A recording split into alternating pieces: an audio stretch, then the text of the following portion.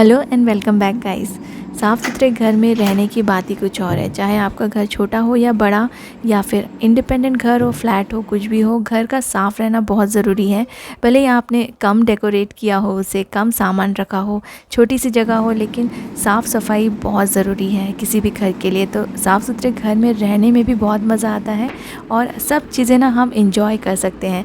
चाहे आपके घर की सराउंडिंग्स हो, बाहर का एरिया हो, घर के अंदर का एरिया हो, किचन हो या बेडरूम हो, सारी चीज़ें हमें साफ़ सुथरी अगर मिले ना तो फिर हम इंजॉय कर सकते हैं उस घर में रहना। तो छोटी छोटी चीज़ों का ख्याल रख के आप अपने घर को साफ़ भी रख सकते हैं और बहुत ज़्यादा मुश्किल नहीं है।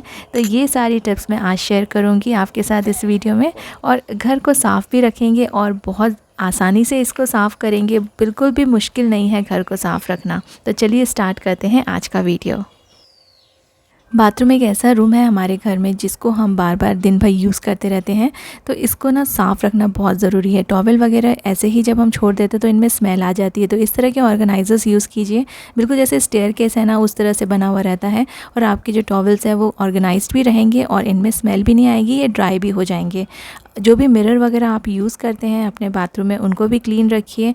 आप या तो नहाने के पहले अपने बाथरूम को क्लीन कर सकते हैं, या फिर आप मॉर्निंग में सबसे पहले उठ के अपने बाथरूम को क्लीन करके रख सकते हैं, क्योंकि इसको अगर आप ड्राई और क्लीन रखेंगे तो यहाँ से स्मेल भी नहीं आएगी। और जैसे बारिश के मौसम में ना अगर बाथरूम भी गीला गीला रहे तो बिल्कुल अच्छा नहीं लगता है। तो फ्लोर भी ड्राई रखिए, जो भी मिरर वगैरह है उसको भी अच्छे से क्लीन कर लीजिए। बाथरूम के जो पार्टीशंस हैं या अगर शेल्फ़ वगैरह लगे हुए हैं तो उनको भी क्लीन करना बहुत ज़रूरी है।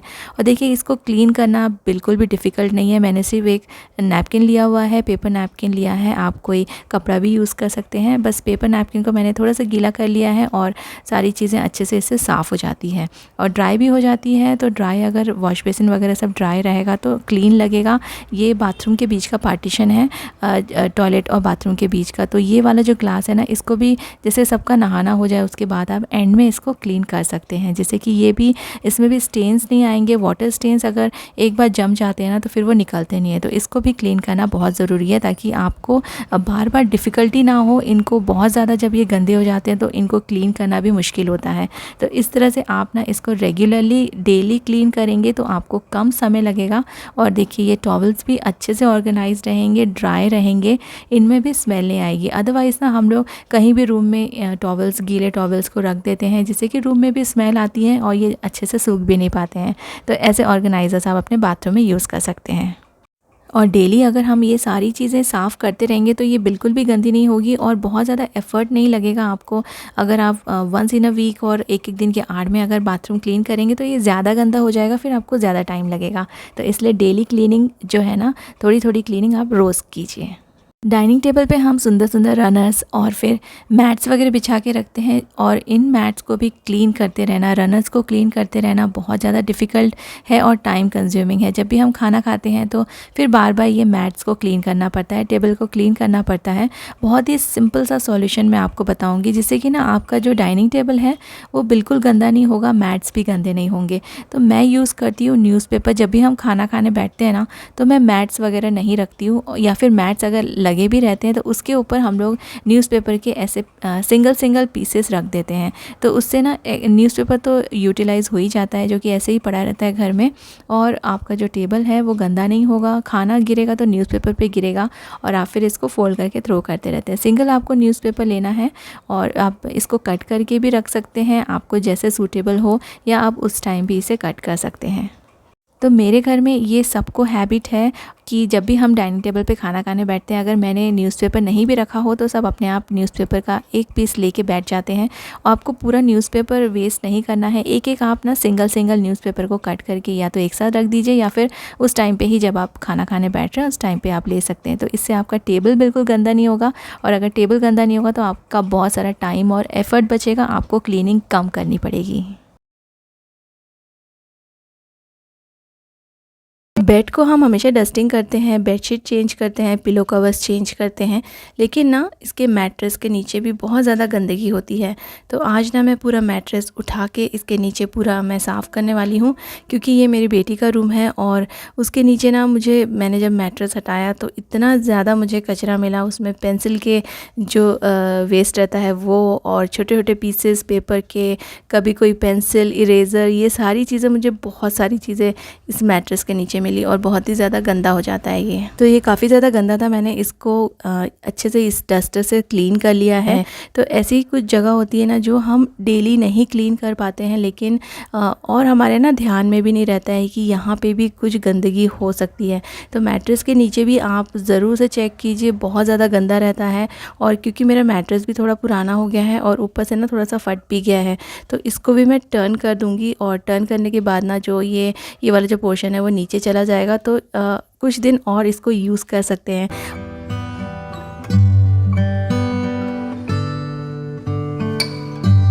मैट्रेस बहुत ही ज़्यादा हैवी था और मैंने बहुत ही मुश्किल से इसको अकेले टर्न किया है, क्योंकि घर में कोई था नहीं, तो कोई हेल्प नहीं था मेरे पास। तो बस कर दिया मैंने कैसे भी इसको टर्न। और ये ऊपर से भी थोड़ा गंदा है, तो इसको मैं ऊपर से भी अच्छे से इसको क्लीन कर लूँगी और उसके बाद फिर मैं फ़्रेश बेडशीट इसमें बिछा देती हूँ। तो हो गया हमारा जो मैट्रेस है वो बहुत ही अच्छे से क्लीन, और बेड भी बहुत ही अच्छा साफ़ लग रहा है।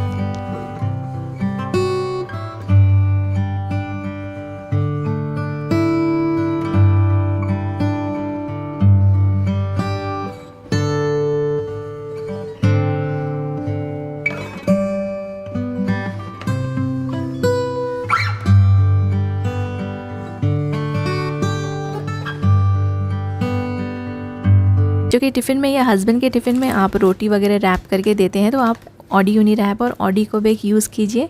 काफ़ी अच्छा है, ये एनवायरनमेंट फ्रेंडली है। और अगर आप सिल्वर फॉइल यूज़ करते हैं तो उसके कंपैरिजन में तो ये काफ़ी अच्छा है हेल्थ वाइज।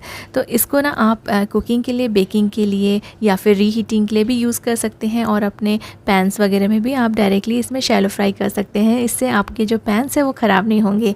तो ऑडी यूनि रैप एंड ऑडी को बेक अमेज़ॉन और फ्लिपकार्ट ऑनलाइन अवेलेबल है, और आपके नियर बाय स्टोर्स में भी आपको ये ईज़िली मिल जाएंगे।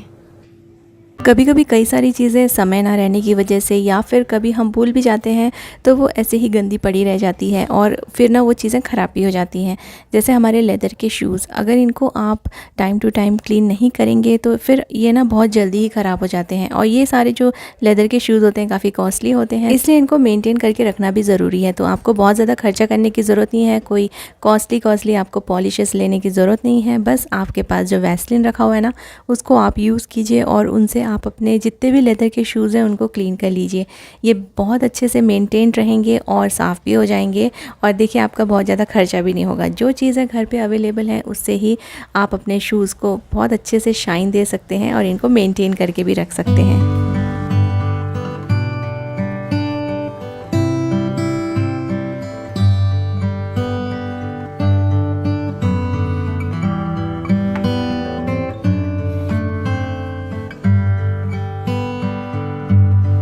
बिल्कुल जिस तरह से हमने अपने शूज़ साफ़ किए थे वैसलीन से, वैसे ही आप अपने लेदर के बैग्स को भी वैसलीन से ही क्लीन कर सकते हैं। बस छोटे छोटे डॉट्स लगा दीजिए अपने बैग में, और कोई भी कपड़ा लीजिए और इसको अच्छे से रब करते हुए क्लीन कर लीजिए। ये बहुत ही अच्छे से क्लीन हो जाएंगे। क्लीनिंग के साथ साथ इनमें एक अलग सी शाइन भी आ जाएगी।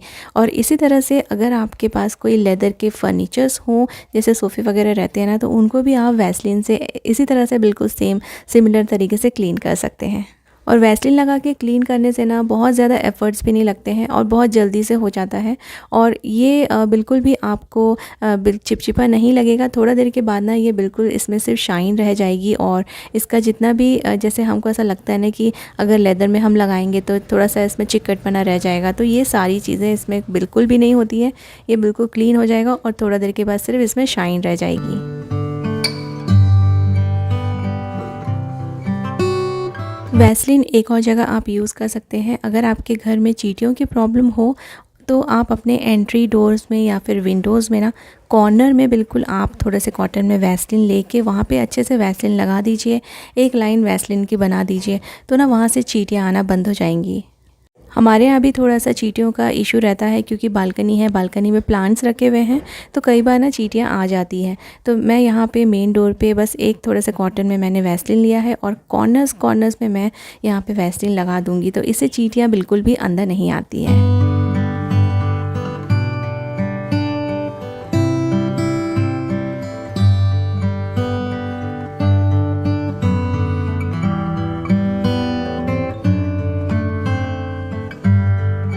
वुडन के जो डोर्स होते हैं उनको गीले कपड़े से हम साफ़ नहीं कर सकते हैं, तो उनके लिए भी आप वैसलीन यूज़ कर सकते हैं। बस कपड़े में थोड़ा वैसलीन लगाइए और अपने वुडन डोर्स को क्लीन कर लीजिए।